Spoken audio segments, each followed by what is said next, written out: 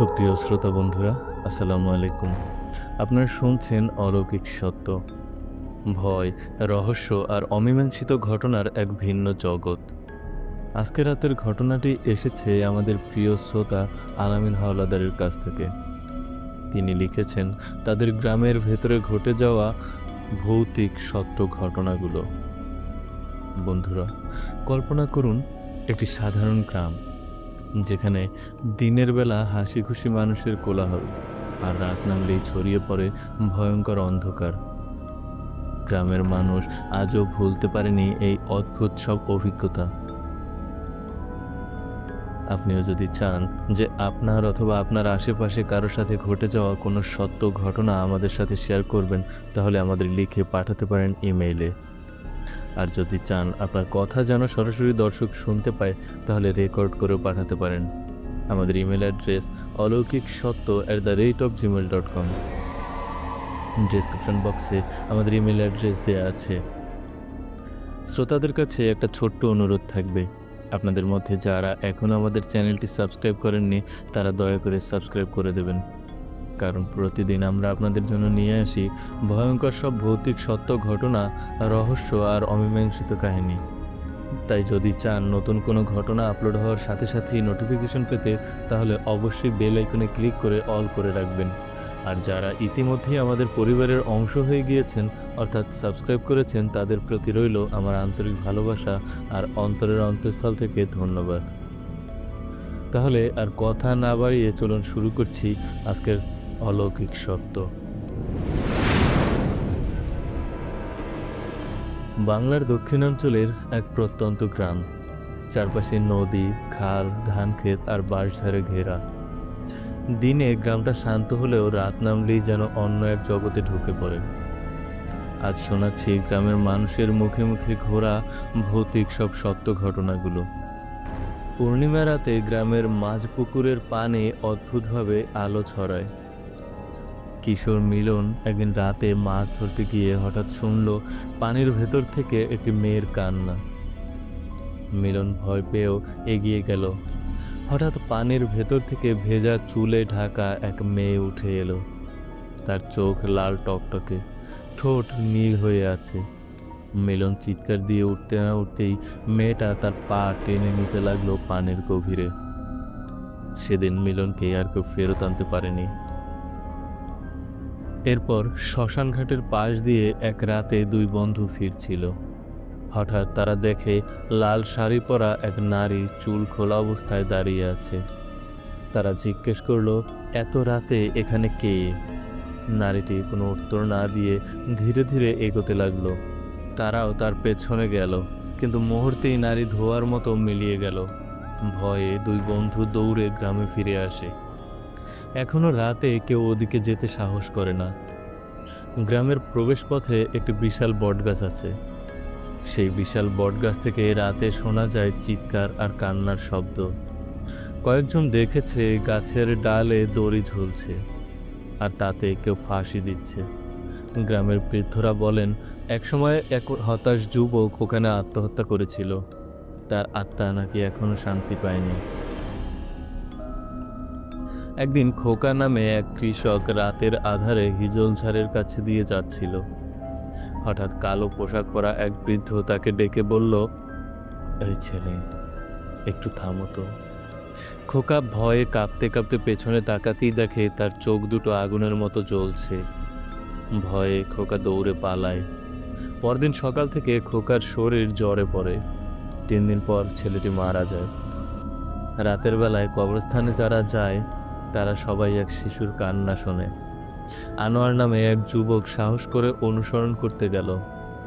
হঠাৎ দেখে ছোট্ট ছায়াটা কবরের উপরে বসে আছে। আনোয়ার কাছে যেতেই শিশুটি অদৃশ্য হয়ে গেল, কিন্তু তার কানে সারা রাত ধরে কান্নার শব্দ বাজতে থাকলো। পুরনো ডিসপেন্সারির লাশ রাখার ঘর এখনো তালাবদ্ধ, তবুও মাঝরাতে জানালার ভেতর সাদা কাপড়ে মোড়া দেহ নড়াচড়া করে। একজন সাহসী লোক একদিন তালা ভেঙে ভেতরে ঢুকেছিল। পরদিন সকালে তাকে পাওয়া গেল লাশ কাটা ঘরের ভেতর অজ্ঞান অবস্থায়। এক ভ্যান চালক মাঝরাতে যাত্রী নিয়ে যাচ্ছিল। যাত্রী সাদা কাপড় পরা, খুব খুব চুপচাপ বসেছিল। অর্ধেক পথ গিয়ে ভ্যান চালক পেছনে তাকাতেই দেখে সিট ফাঁকা। পরদিন সকালে তার লাশ একই জায়গায় পড়েছিল। রাতের আধারে বাঁশঝাড় থেকে ভেসে আসে শীষের শব্দ, কেউ যেন ডাকছে। রহিম নামে এক কিশোর সেই শীষের পেছনে ছুটল। সকালে গ্রামের লোকেরা তাকে অচেতন অবস্থায় খুঁজে পেল। রহিম বলল সে শীষ শুনতে শুনতে ঘুরপাক খাচ্ছিল, কোনোভাবেই বেরোতে পারছিল না। বিয়ের মৌসুমে হঠাৎ রাতের আধারে শোনা যায় পালকির শব্দ, ঢাকঢোলের আওয়াজ। অনেকে ভেবেছে সত্যি বিয়ে হচ্ছে, কিন্তু খুঁজতে গেলে দেখা যায় রাস্তা ফাঁকা, কোনো মানুষ নেই। এক কৃষকের প্রিয় গরু মারা যাওয়ার পর গভীর রাতে গোয়াল ঘরে গরুর ডাক শোনা যায়। একদিন কৃষক নিজে গিয়ে দাঁড়ালো। অন্ধকারে সত্যি গরুর ছায়া দেখল, কিন্তু হঠাৎ সেই ছায়া কৃষকের দিকে ঝাঁপিয়ে পড়ল। তিনি জ্ঞান হারান। রাতের অন্ধকারে গ্রামের রাস্তার মোড়ে বিশাল কালো বিড়াল বসে থাকে। তার চোখ সবুজ আগুনের মতো জ্বলে। রফিক সাহস করে কাছে গেলেই বিড়ালটা হঠাৎ দাঁড়িয়ে যায়, দাঁড়িয়ে মানুষের আকৃতির ছায়ায় রূপ নেয়। রফিক দৌড়ে পালিয়ে বেঁচেছিল, কিন্তু কয়েকদিন পর থেকেই সে মানসিক ভারসাম্য হারায়। বর্ষার রাতে ধান খেতে হাজার হাজার জোনাকি জ্বলে ওঠে। গ্রামবাসী অবাক হয়ে তাকিয়ে রইল।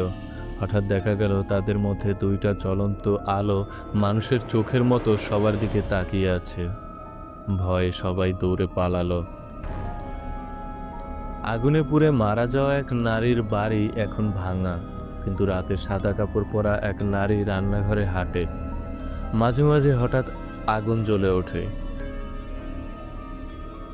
একদিন এক সাহসী লোক দেখেছিল নারীর পোশাক আসলে পুড়ে যাওয়া কাফনের মতো। দক্ষিণের মাঠে রাতে ঘোড়া দৌড়ের শব্দ শোনা যায়। অনেকে বলে মৃত জমিদারের আত্মা সেখানে ঘোড়ায় চড়ে ঘুরে বেড়ায়। এক কৃষক ভোরে সেখানে গিয়েছিল, দেখলো ঘাস পুড়ে গেছে ঘোড়ার খুরের মতো দাগে। সবচেয়ে ভয়ঙ্কর ঘটনা, গ্রামের মানুষ মাঝরাতে অচেনা কণ্ঠে নিজের নামের ডাক শোনে। তবে সেই ডাকের যে উত্তর দেয়, কয়েকদিনের মধ্যেই তার মৃত্যু হয়। গত বছর মজিদ নামের এক বৃদ্ধ সত্যি তার ডাকে সাড়া দিয়েছিল। 3 দিন পর তিনি হঠাৎ মারা যান। আজও সেই গ্রামে রাত নামলে মানুষ ভয়ে কেঁপে ওঠে। অন্ধকার যেন এই গ্রামের বুকের ভেতর লুকিয়ে থাকা অশুভ শক্তিগুলোকেই মুক্ত করে দেয়। শ্রোতা বন্ধুরা, এই ছিল আলামিন হাওলাদারের পাঠানো সত্য ঘটনাগুলো। একটি গ্রাম, কিন্তু অগণিত রহস্য। কেউ বিশ্বাস করে এগুলো সবই কুসংস্কার, আবার কেউ শপথ করে বলে তারা নিজের চোখে দেখেছে এসব ভৌতিক অভিজ্ঞতা। আমাদের চারপাশে অনেক কিছুই ঘটে যা বিজ্ঞানের ব্যাখ্যায় ধরা পড়ে না, কিন্তু সেই অজানার ভেতরে লুকিয়ে থাকে ভয় আর রহস্য। আজকের ঘটনাগুলো আমাদের মনে করিয়ে দিল অন্ধকার সবসময় কেবল অন্ধকার নয়, সেখানে হয়তো কিছু আছে যা আমাদের দেখছে। তবে একটা কথা মনে রাখবেন, ভয়কে জয় করা সাহসী মানুষকে মানুষ করে তোলে। আপনার যদি এমন কোনো অভিজ্ঞতা থেকে থাকে, অবশ্যই আমাদের সঙ্গে শেয়ার করুন। আপনারা শুনছিলেন অলৌকিক সত্য। আবার দেখা হবে নতুন এক গল্পে, নতুন এক রহস্য নিয়ে। ততক্ষণ পর্যন্ত আলো জ্বালিয়ে রাখুন, আর মনে রাখুন অন্ধকার কখনো একা নয়। আল্লাহ হাফেজ।